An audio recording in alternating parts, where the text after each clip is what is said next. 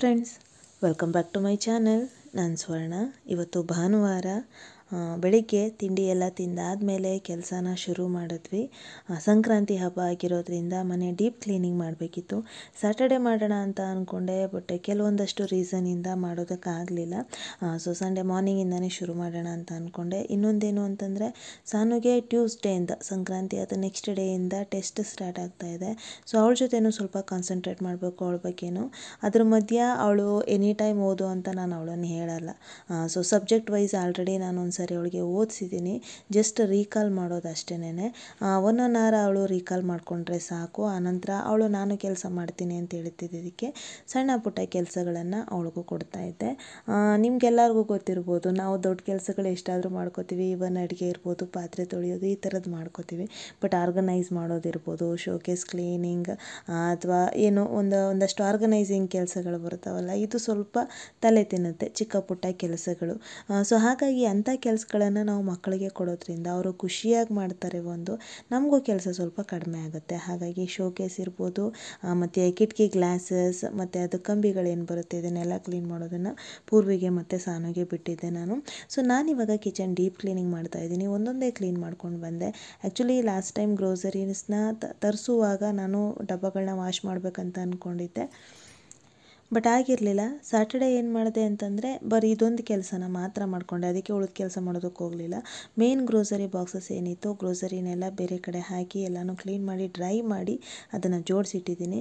ಉಳಿದಂಥ ಕೆಲಸಗಳನ್ನು ಸಂಡೇ ಮಾಡೋಣ ಅಂತಲೇ ಪ್ಲ್ಯಾನ್ ಮಾಡ್ಕೊಂಡಿದ್ದೆ. ಸೊ ಹಾಗಾಗಿ ಇವಾಗ ಒಂದೊಂದೇ ಕ್ಲೀನ್ ಮಾಡ್ತಾ ಇದ್ದೀನಿ. ನೀವು ನೋಡ್ಬೋದು, ಇಟಾಲಿಯನ್ ಕಿಚನ್ ಅಂತಂದಾಗ ನಮಗೆ ಅಲ್ಲಿ ಕ್ಲೀನಾಗಿರುತ್ತೆ, ಅಥವಾ ಏನೋ ಒಂದು ಆರ್ಗನೈಸ್ಡಾಗಿ ಜೋಡಿಸ್ಕೋಬೋದು ಪಾತ್ರೆಗಳನ್ನು ಅನ್ನೋದು ಎಷ್ಟು ನಿಜನೋ, ಅದನ್ನು ಮೇಂಟೈನ್ ಮಾಡಬೇಕು, ಅದು ತುಂಬ ಕಷ್ಟ ಅನ್ನೋದು ಅಷ್ಟೇ ನಿಜ.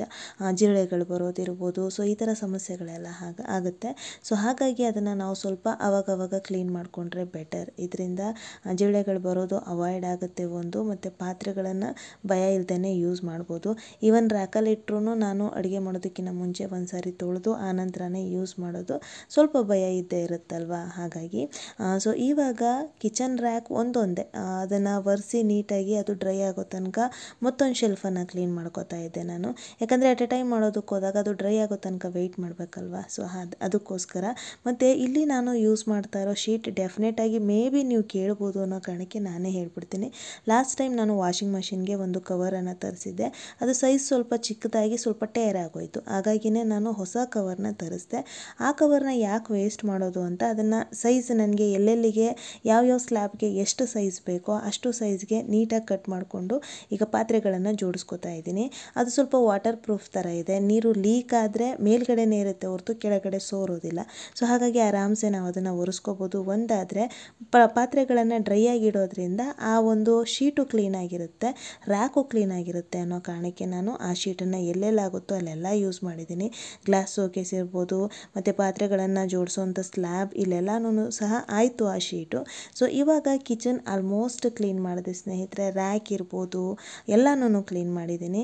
ಸೊ ಫೈನಲಿ ಒಂದು ರೇಂಜ್ಗೆ ಮುಗೀತು. ಮನೆಯಲ್ಲಿ ಕಿಚನ್ ಕ್ಲೀನಿಂಗ್ ಮುಗಿದ್ರೆ ಆಲ್ಮೋಸ್ಟ್ 80% ಕೆಲಸ ಮುಗೀತು ಅಂತಲೇ ಅರ್ಥ. ಆನಂತರ ಬೆಡ್ಶೀಟ್ಸ್ ಎಲ್ಲನೂ ವಾಷಿಂಗ್ ಹಾಕಿ ಸ್ವಲ್ಪ ಫೇಸ್ ಕೇರ್ ಮಾಡೋಣ ಅಂತ ಅಂದ್ಕೊಂಡೆ. ತುಂಬ ದಿನ ಆಗಿತ್ತು. ನನಗೆ ಫೇಸಲ್ಲಿ ಏನಾಗುತ್ತೆ ಅಂತಂದರೆ ಟ್ಯಾನ್ ಆಗುತ್ತೆ ಮತ್ತು ಡೆಡ್ ಸ್ಕಿನ್ ಬೇಗ ಗೊತ್ತಾಗ್ಬಿಡುತ್ತೆ ನನಗೆ. ಸೊ ಫೇಸ್ ಆ ಟೈಮಲ್ಲಿ ಡಲ್ ಆಗುತ್ತೆ.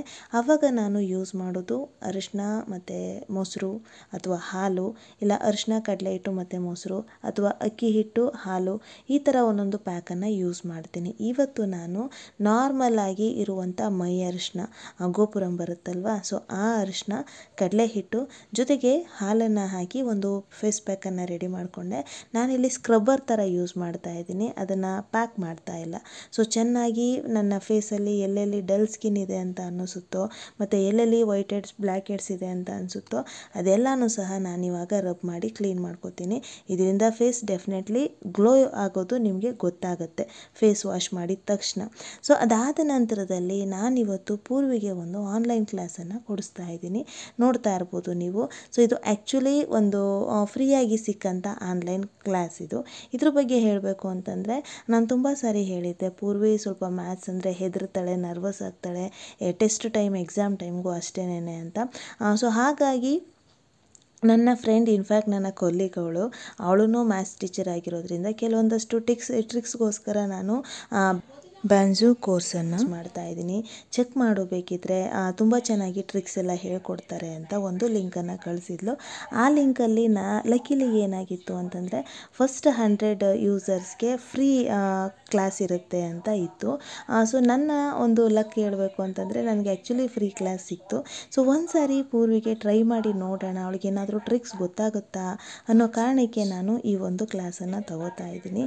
ಬಟ್ ಆ್ಯಕ್ಚುಲಿ ತುಂಬ ಒಳ್ಳೆ ಟಿಪ್ಪನ್ನು ಹೇಳ್ಕೊಡ್ತಾ ಇದ್ದಾರೆ. ನಿಮಗೆ ಗೊತ್ತಿರೋ ಹಾಗೆ ನಾನು ಪ್ರೀವಿಯಸ್ ಸ್ಕೂಲಲ್ಲಿ ಏನು ವರ್ಕ್ ಮಾಡ್ತಾ ಇದ್ದೆ, ಲೋಯರ್ ಪ್ರೈಮರಿಗೆ ನಾನು ಮ್ಯಾಥ್ಸ್ ಟೀಚರ್ ಆಗಿದ್ದೆ. ಸೊ ಆವಾಗ ನಾನು ಒಂದಷ್ಟು ಟ್ರಿಕ್ಸ್ನ ಯೂಸ್ ಮಾಡ್ತಾ ಇದ್ದೆ ಮಕ್ಕಳಿಗೆ ಈಸಿ ಆಗೋ ಥರ.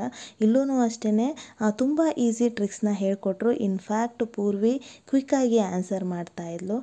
ನನಗೆ ತುಂಬ ಖುಷಿ ಆಯಿತು. ಆ್ಯಂಡ್ ಈ ಒಂದು ಬ್ಯಾಂಜೋ ಏನಿದೆ ಇದ್ರ ಬಗ್ಗೆ ಹೇಳಬೇಕು. ಲಾಸ್ಟ್ ಟೈಮ್ ಒಂದು ಮೊಬೈಲ್ ಅಪ್ಲಿಕೇಶನ್ ಹೇಳಿದೆ ಗೇಮ್ನ ನಾನು, ಈ ಗೇಮ್ ಆಡೋದ್ರಿಂದ ಮ್ಯಾಥ್ಸ್ ಮತ್ತು ಮಕ್ಕಳಲ್ಲಿ ಕ್ರಿಯೇಟಿವಿಟಿ ಇಂಪ್ರೂವ್ ಆಗುತ್ತೆ ನೋಡಿ ಅಂತ.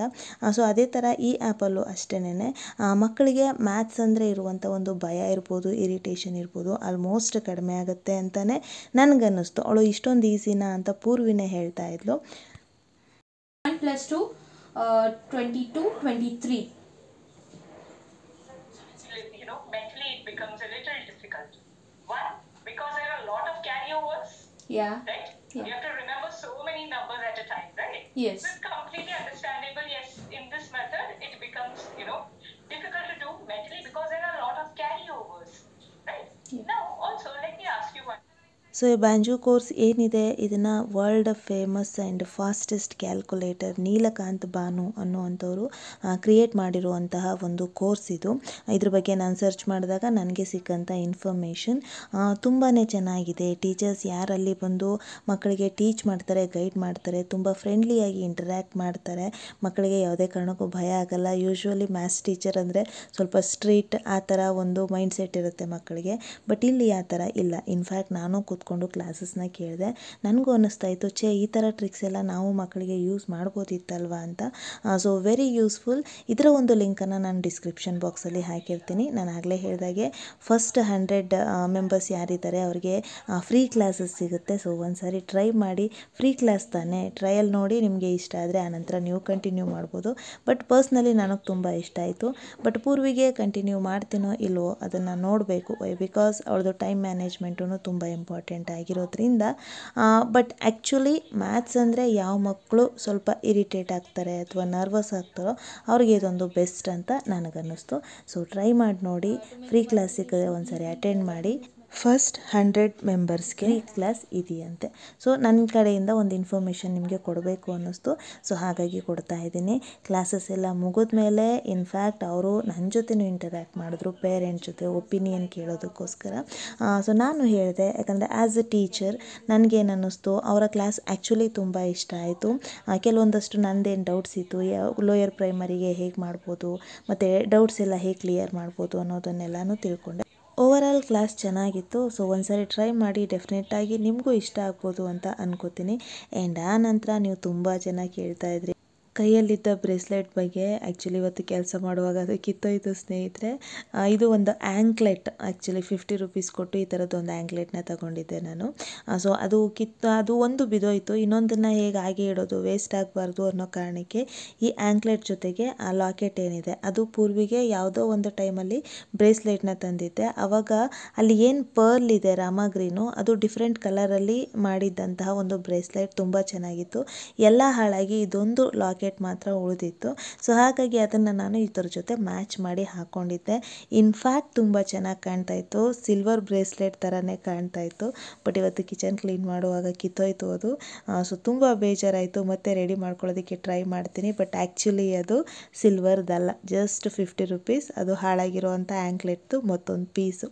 ಸೊ ಆನಂತರ ಕೆಲಸ ಎಲ್ಲ ಮಾಡೋ ತನಕ ಹತ್ತತ್ರ 1:30 ಆಯಿತು. ಅಷ್ಟಕ್ಕೆ ಅಮ್ಮನೂ ಕಾಲ್ ಮಾಡಿದರು, ಏನು ಮಾಡ್ತಿದ್ದೀಯಾ ಅಂತ. ಅಮ್ಮ ಇವತ್ತು ಊರಲ್ಲಿ ಪಂಚಮಿ ಮಾಡ್ತಾಯಿದ್ರು. ಆ್ಯಂಡ್ ನಮ್ಮ ಹಸುಗೆ ಕರುನೂ ಸಹ ಆಗಿತ್ತು. ಅಮ್ಮ ಗಿಣ್ಣು ಹಾಲು ಇದೆಲ್ಲ ಕೊಟ್ಟು ಕಳಿಸ್ತೀನಿ ಅಂತ. ಬಟ್ ನಾನು ತುಂಬ ಕೆಲಸ ಇದೆ, ಅಡುಗೆನೂ ಮಾಡಿಲ್ಲ ಅಂತ ಹೇಳಿದ್ದಕ್ಕೆ ಇಮಿಡಿಯೇಟಾಗಿ ಅಪ್ಪನ ಕೈಯಲ್ಲಿ ವಡೆ ಮತ್ತು ಸಾಂಬಾರು ರೈಸ್ನ ನೀನು ಮಾಡ್ಕೊ ಬಿಸಿ ಬಿಸಿಯಾಗಿ ಅಂತ ಸಾಂಬಾರು ಜೊತೆಗೆ ಗಿಣ್ಣು ಹಾಗೆಯೇ ಇದೆಲ್ಲನೂ ಕೊಟ್ಟು ಕಳಿಸಿದ್ರು ಅಮ್ಮ. ಇವತ್ತು ಅಪ್ಪ ಬಂದಿರಲಿಲ್ಲ ಅಂದಿದ್ರೆ ಮೇ ಬಿ ಮೊಸರನ್ನ ಏನಾದ್ರು ಮಾಡ್ಕೊಳ್ಳುವೆ. ಪೂರ್ವಿನೂ ಅಷ್ಟು ಇಷ್ಟಪಟ್ಟು ತಿನ್ನಲ್ಲ ಮೊಸರನ್ನ. ಸಾನು ಒಬ್ಬಳಿಗೆ ಹೇಗೋ ಬಲವಂತ ಮಾಡಿ ತಿನ್ನಿಸ್ಬೋದು. ಇನ್ನು ಹಸ್ಬೆಂಡ್ ನನ್ನ ಕೈಲಿ ಆಗಲ್ವಲ್ಲ ಅನ್ನೋ ಕಾರಣಕ್ಕೆ ಪಾಪ ತಿನ್ಕೊಂಡ್ಬಿಡ್ತಾರೆ.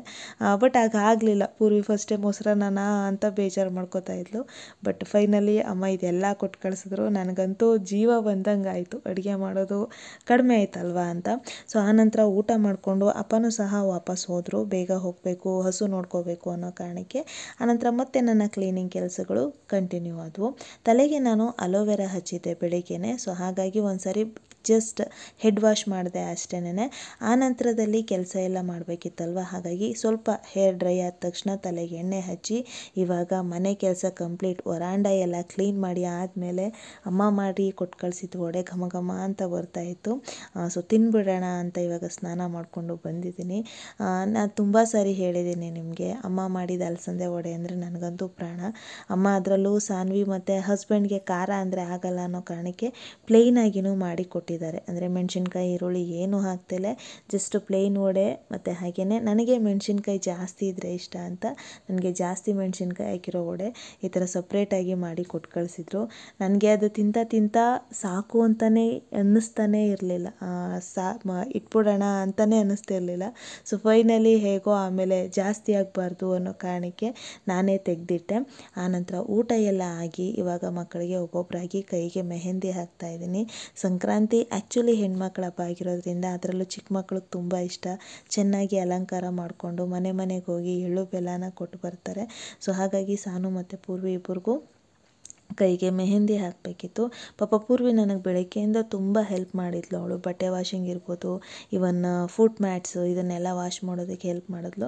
ಸಾನು ಸಣ್ಣ ಪುಟ್ಟ ಕೆಲಸಗಳನ್ನು ಮಾಡಿಕೊಡ್ತಾ ಇದ್ಲು. ಪೂರ್ವಿ ಇನ್ನೂ ಸಹ ಕೆಲಸ ಮಾಡ್ತಿದ್ಲು. ನಾನು ದೇವ್ರ ಪಾತ್ರೆ ತೊಳಿಬೇಕಾಗಿರೋ ಕಾರಣಕ್ಕೋಸ್ಕರ ತಲೆ ಸ್ನಾನ ಮಾಡಿಕೊಂಡೆ.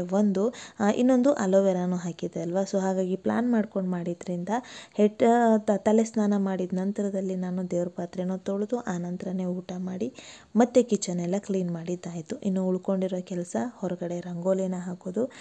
ಬೆಳಿಗ್ಗೆ ಎದ್ದು ಹಾಕೋಣ ಅಂತಂದರೆ ಕಲರ್ ಎಲ್ಲ ಹಾಕಬೇಕಾಗಿರೋದ್ರಿಂದ ಜಾಸ್ತಿ ಟೈಮ್ ಹಿಡಿಸುತ್ತೆ. ಸೊ ಬೆಟರ್ ಟೈಮ್ ಅಂತಂದರೆ ನೈಟ್ ಹಾಕೋದೆ ಅಂತ ನನಗನ್ನಿಸ್ತು. ಸೊ ಹಾಗಾಗಿ ಊಟ ಎಲ್ಲ ಆಗಿ ಕೆಲಸ ಎಲ್ಲ ಮುಗಿಸಿ ಇನ್ನೇನು ಮಲಗಬೇಕು ಅನ್ನೋ ಟೈಮಲ್ಲಿ ನಾನಿವಾಗ ರಂಗೋಲಿ ಹಾಕ್ತಾಯಿದ್ದೀನಿ. ಸೊ ರಂಗೋಲಿ ತುಂಬ ಸಿಂಪಲ್ಲಾಗಿ ಹೇಳ್ಕೊಡ್ತೀನಿ, ನಿಮ್ಗೆ ಈಸಿ ಆಗಬೇಕು ಆ ಥರದ್ದು. ಮತ್ತು ಈ ಥರ ನೆಲ ಇದ್ದಾಗ ಈಸಿಯಾಗಿ ಕಲರ್ ಹಾಕೋದು ಮತ್ತು ಕ್ವಿಕ್ಕಾಗಿ ಆಗೋದನ್ನು ಸಹ ನಾನು ನಿಮಗೆ ತೋರಿಸ್ತೀನಿ. ನಾನು ಯೂಶ್ವಲಿ ಕಲರಿಂಗ್ ರಂಗೋಲಿ ಅಂತ ಬಂದರೆ ಪಿಸಾಪ್ ಚಾಕನ್ನು ಯೂಸ್ ಮಾಡಿದ್ರೆ ಬೆಟರ್. ಯಾಕಂದರೆ ಪಿಸಾಪ್ ಚಾಕಲ್ಲಿ ಮೊದಲೇ ನೀವು ರಂಗೋಲಿನ ಬಿಡಿಸ್ಕೊಂಡ್ರೆ ಆನಂತರ ಕಲರ್ನ ಈಸಿಯಾಗಿ ಫಿಲ್ ಮಾಡಿ ನಂತರದಲ್ಲಿ ರಂಗೋಲಿ ಪುಡಿಯಿಂದ ನೀವು ಔಟ್ಲೈನ್ ಕೊಡ್ಬೋದು. ಒಂದು ರಂಗೋಲಿ ಪೌಡರ್ ಸೇವ್ ಆಗುತ್ತೆ, ಇನ್ನೊಂದು ಎಲ್ಲೆಲ್ಲಿ ಮಿಸ್ಟೇಕ್ ಮಾಡಿರ್ತೀರೋ ಅದನ್ನು ಈಸಿಯಾಗಿ ನೀವು ರಂಗೋಲಿ ಪೌಡರಿಂದ ಕಲರಿಂದ ಕವರ್ ಮಾಡಿಬಿಡ್ಬೋದು. ಸೊ ಅದು ಅಷ್ಟೊಂದು ಗೊತ್ತಾಗಲ್ಲ ಮತ್ತು ಕಲರ್ ಕನ್ಫ್ಯೂಸು ಸಹ ಆಗಲ್ಲ ಮತ್ತು ಎಲ್ಲಾದರೂ ಸ್ವಲ್ಪ ಆ ಕಡೆ ಈ ಕಡೆ ಆಗಿದ್ದರೆ ನೀವು ಕರೆಕ್ಟ್ ಮಾಡ್ಕೋಬೋದು. ಸೊ ಇಷ್ಟೆಲ್ಲ ಅಡ್ವಾಂಟೇಜ್ ಇರೋದ್ರಿಂದ ಈ ಥರ ಗಾರೆ ನೆಲ ಏನಾದರೂ ಆದರೆ ಮೊದಲು ಪಿಸಾಪ್ ಚಾಕಿಂದ ರಂಗೋಲಿನ ಹಾಕಿ ಆನಂತರ ಅದರ ಮೇಲೆ ನೀವು ಕಲರಿಂಗ್ ಮತ್ತು ಔಟ್ಲೈನನ್ನು ಕೊಟ್ಕೊಳ್ಳಿ. ನೆಲ ಆದರೆ ಕಷ್ಟ ಸ್ನೇಹಿತರೆ. ಫಸ್ಟು ನೀವು ರಂಗೋಲಿ ಪೌಡರಲ್ಲೇ ರಂಗೋಲಿ ಬಿಡಿಸಿ ಆನಂತರ ಕಲರಿಂಗ್ ಮಾಡಿ ಮತ್ತೆ ಔಟ್ಲೈನನ್ನು ಕೊಡಬೇಕಾಗತ್ತೆ. ಸೊ ಹಾಗಾಗಿ ಈ ಥರ ನೆಲ ಇದ್ದವರು ಈ ಟಿಪ್ಪನ್ನು ಯೂಸ್ ಮಾಡ್ಕೊಳ್ಳಿ. ನಿಮಗೆ ಡೆಫಿನೆಟಾಗಿ ಒಳ್ಳೆ ರಿಸಲ್ಟ್ ಸಿಗುತ್ತೆ ಅಂತಲೇ ಹೇಳ್ಬೋದು. ಎಷ್ಟು ದೊಡ್ಡ ರಂಗೋಲಿ ಬೇಕಿದ್ರೂ ಹಾಕಿ ನಿಧಾನಕ್ಕೆ ಕಲರ್ ಹಾಕ್ಕೊಂಡು ಹಾಗೆಯೇ ಔಟ್ಲೈನು ಸಹ ಮುಗಿಸ್ಕೊಂಡು ಬಂದ್ಬಿಡ್ಬೋದು. ಎಲ್ಲೂ ನಮಗೆ ರಿಸ್ಕ್ ಅಂತ ಅನಿಸಲ್ಲ. ಸೊ ಇವತ್ತು ನಾನು ಬಿಡಿಸ್ತಾ ಇರೋವಂಥ ರಂಗೋಲಿ 8ರಿಂದ 2 ಚುಕ್ಕೆ. ಸ್ವಲ್ಪ ಡಿಸ್ಟೆನ್ಸ್ ಜಾಸ್ತಿನೇ ಕೊಟ್ಟು ಹಾಕ್ತೆ ನಾನು, ದೊಡ್ಡದಾಗಿ ಕಾಣಲಿ ಅನ್ನೋ ಕಾರಣಕ್ಕೆ. ಇಷ್ಟು ಸಾರಿ ಆಲ್ಮೋಸ್ಟ್ ನಾನು ಸಂಕ್ರಾಂತಿಗೆ ಬಿಡಿಸೋದೆಲ್ಲ ವಿತ್ ಮಡಿಕೆ ಇರೋ ಥರ, ಏನದು ಹುಗ್ಗಿ ಬರುತ್ತಲ್ವ. ಸೊ ಆ ಒಂದು ಕಾನ್ಸೆಪ್ಟಲ್ಲೇ ಮಾಡ್ತೀನಿ. ಪ್ರತಿ ಸಾರಿನೂ ಸ್ವಲ್ಪ ಡಿಫ್ರೆಂಟಾಗೇ ಮಾಡ್ತೀನಿ. ಈ ಥರ ಯಾವ ಸಾರಿನೂ ಟ್ರೈ ಮಾಡಿರಲಿಲ್ಲ ನಾನು. ಸೊ ಹಾಗಾಗಿ ಇವತ್ತು ಈ ಥರ ರಂಗೋಲಿ ಹಾಕ್ತಾಯಿದ್ದೀನಿ. ಮಡಿಕೆ ಬರುತ್ತೆ, ಆ ಕಡೆ ಈ ಕಡೆ 2 ನವಿಲು ಬರೋ ಥರ. ಫಸ್ಟು ಒಂದು ಕಡೆ ನವಿಲನ್ನ ಬರೆಸಿ ನಂತರ ಗರಿ ಬರೆಯೋಣ ಅಂತ ಅಂದ್ಕೊಂಡೆ. ಗರಿ ಎಲ್ಲ ಬರೆಯೋದಕ್ಕೋದ್ರೆ ಕಲರ್ ಕಾಂಬಿನೇಷನ್ನ ಹಾಕಬೇಕು. ನಾವು ಗರಿಗೆ 3 ಕಲರನ್ನು ಹಾಕಬೇಕಾಗತ್ತೆ. ಸೊ ಸ್ವಲ್ಪ ರಿಸ್ಕಿ ಅಂತ ಅನ್ನಿಸ್ತು. ಹಾಗಾಗಿ ಕ್ವಿಕ್ಕಾಗಲಿ ಅನ್ನೋ ಕಾರಣಕ್ಕೆ 2 ಕಡೆ ನಾನು ನವಿಲಿಂದು ಚಿತ್ರನೇ ಬಿಡಿಸಿದ್ದೀನಿ. ನವಿಲು ಥರ ಕಾಣಿಸ್ತಾ ಇಲ್ಲ ಅಂತ ನೀವು ಅಂದ್ಕೋಬೋದು, ಬಟ್ ಆ್ಯಕ್ಚುಲಿ ನನ್ನ ಕಾನ್ಸೆಪ್ಟಲ್ಲಿ ಅದು ನವಿಲು. ಸೊ ಇವಾಗ ನೋಡ್ತಾ ಇದ್ದೀರಲ್ವ, ಮಡಿಕೆ, ನವಿಲು ಹಾಗೆಯೇ ಕಬ್ಬು ಅಫ್ಕೋರ್ಸ್ ಕಬ್ಬನ್ನು ತೋರಿಸಲೇಬೇಕು ಸಂಕ್ರಾಂತಿ ಹಬ್ಬದಲ್ಲಿ ನಾವು ಬಿಡಿಸೋವಂಥ ರಂಗೋಲಿನಲ್ಲಿ. ಮತ್ತು ಕೆಳಗಡೆ ಕಮಲದ ಹೂವು ಬರೋ ಥರ, ಮತ್ತು ಅಲ್ಲಿ ಎರಡು ಏನು ಸ್ಟ್ರೈಟ್ ಲೈನ್ಸ್ ಬಾಕ್ಸ್ ಥರ ಬಂದಿದೆ, ಅಲ್ಲಿ ಹ್ಯಾಪಿ ಸಂಕ್ರಾಂತಿ ಅಂತ ಬರೆಯೋಣ ಅಂತ ಇಷ್ಟು ಪ್ಲೇಸನ್ನು ನಾನು ಬಿಟ್ಕೊಂಡಿದ್ದೀನಿ ಸ್ನೇಹಿತರೆ. ನೋಡಿ, ಈ ಥರ ಮಾಡೋದ್ರಿಂದ ಎಷ್ಟು ಕ್ವಿಕ್ಕಾಗಿ ನೀವು ಕಲರಿಂಗ್ ಮಾಡೋದಿರ್ಬೋದು ಎಲ್ಲನೂ ಬೇಗ ಬೇಗ ಆಗಿಬಿಡುತ್ತೆ. ಈಸಿಯಾಗಿ ಔಟ್ಲೈನು ಮಾಡ್ಕೋಬೋದು, ಆ್ಯಂಡ್ ಏನಾದರೂ ಮಿಸ್ಟೇಕ್ ಇದ್ದರೆ ತಪ್ಪಾಗಿದ್ದರೆ ಅದನ್ನು ಕವರು ಸಹ ಮಾಡ್ಕೋಬೋದು. ಸೊ ಫೈನಲಿ ಮಕ್ಕಳಿಗೆ ಮೆಹಂದಿ ಹಾಕಿ ಆಯಿತು, ಮನೆ ಎಲ್ಲ ಕ್ಲೀನ್ ಆಯಿತು ಸ್ನೇಹಿತರೆ. ಬೆಳಿಗ್ಗೆ ಎದ್ದ ತಕ್ಷಣ ಮನೆ ಒರೆಸಿ ತೋರಣ ಕಟ್ಟಿ ಆನಂತರ ಪೂಜೆಗೆ ರೆಡಿ ಮಾಡೋದು ಅಷ್ಟೇನೆ. ಸೊ ನಾನು ಮೆಹಂದಿ ಹಾಕ್ಕೊಳ್ಳೋಣ ಅಂತ ಅಂದ್ಕೊಂಡೆ, ಬಟ್ ಇಷ್ಟೆಲ್ಲ ಕೆಲಸ ಮಾಡೋ ತನಕ ಆಲ್ರೆಡಿ ಬೆನ್ನೋವು ಬಂದಿತ್ತು. ಹಾಗಾಗಿ ಡೈರೆಕ್ಟಾಗಿ ಹೋಗಿ ಮಲಗಿಬಿಟ್ಟೆ, ಯಾವುದೇ ಥರ ಮೆಹಂದಿ ಏನೂ ಹಾಕ್ಕೊಳ್ಳಿಲ್ಲ. ನಾಳೆ ಹೇಗಿದ್ದರೂ ಹಬ್ಬ ಎಲ್ಲ ಆದಮೇಲೆ ಫ್ರೀ ಇರ್ತೀನಲ್ವ, ಆವಾಗ ಹಾಕ್ಕೊಳ್ಳೋಣ ಅಂತ ಅಂದ್ಕೊಂಡೆ. ಸೊ ಇದಾಗಿತ್ತು ನನ್ನ ಇವತ್ತಿನ ವಿಡಿಯೋ. ಸಾರಿ, ಇವತ್ತು ಯಾವುದೇ ಥರ ಸ್ಟಡಿ ಟಿಪ್ಪನ್ನು ನಿಮಗೆ ಕೊಡೋದಕ್ಕಾಗಲಿಲ್ಲ, ಬಿಕಾಸ್ ಮನೆ ಕೆಲಸ ಸ್ವಲ್ಪ ಬ್ಯುಸಿ ಇದ್ದಿದ್ದರಿಂದ. ಬಟ್ ಇನ್ನು ಮುಂದಿನ ವಿಡಿಯೋಗಳಲ್ಲಿ ಡೆಫಿನೆಟಾಗಿ ಪ್ರತಿ ವಿಡಿಯೋದಲ್ಲಿ ಸ್ಟಡಿ ಟಿಪ್ ಇದ್ದೇ ಇರುತ್ತೆ. ಸೊ ಹಾಗಾಗಿ ಮಿಸ್ ಮಾಡ್ದೇ ನನ್ನ ಚಾನಲ್ನ ನೋಡಿ. ಹಾಗೆ ನಿಮಗೂ may be study tips use ಆಗ್ಬೋದು, ಅಥವಾ ನಿಮ್ಮ ಅಕ್ಕಪಕ್ಕ ಯಾರಾದರೂ ನಿಮ್ಮ ರಿಲೇಟಿವ್ಸ್ ಯಾರಾದರೂ ಸ್ಟಡೀಸ್ ಮಾಡ್ತಾಯಿದ್ರೆ, ಕಾಂಪಿಟೇಟಿವ್ ಎಕ್ಸಾಮ್ ಟ್ರೈ ಮಾಡ್ತಾಯಿದ್ರೆ ಅವ್ರ ಜೊತೆನೂ ನನ್ನ ವಿಡಿಯೋನ ಶೇರ್ ಮಾಡಿ ಅಂತ ಹೇಳ್ತಾ ನನ್ನ ವಿಡಿಯೋನ ಇಲ್ಲಿಗೆ ಎಂಡ್ ಮಾಡ್ತಾ ಇದ್ದೀನಿ. ಸಿಗೋಣ ಮುಂದಿನ ವಿಡಿಯೋದಲ್ಲಿ. ಅಲ್ಲಿವರೆಗೂ ನಮಸ್ಕಾರ.